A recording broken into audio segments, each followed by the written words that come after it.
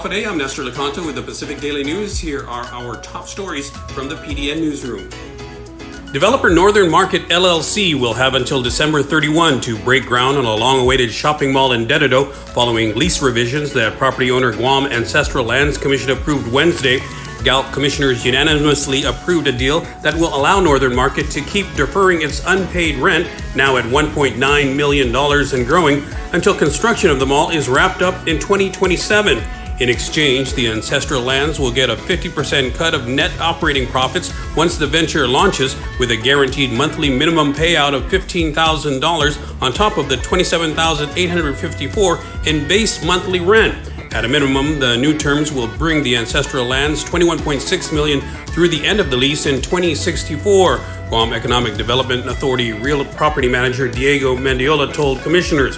Wednesday's vote by commissioners caps off over a year of negotiations between commissioners and the developer. In other news, plans to turn the Guam International Country Club into a solar farm met with some support and more opposition during a hearing before the Dededo Municipal Planning Council on Tuesday. Meanwhile, Attorney General Douglas Moylan has thrown his opposition to the conversion, adding his name to a growing list. Dededo Mayor Melissa Savara said Tuesday that her village planning council has been asked by lawmakers to back Bill 17937, which would authorize GICC to turn their course into a field of solar panels. But Savara said she did not want the council to take any position without first hearing from village residents, prompting Tuesday night's public hearing. Residents can submit testimony to Savara's office up until Friday, and the council will take the issue to a vote next week.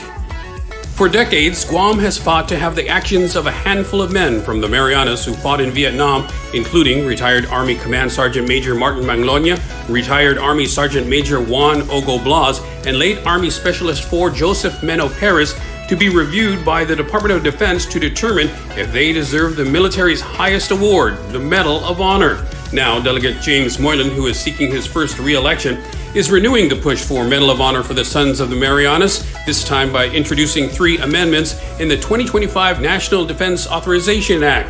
His amendments seek to authorize the U.S. President to award the Medal of Honor to Manglonia, Blas, and the late Army SPC-4 Joseph Meno Perez.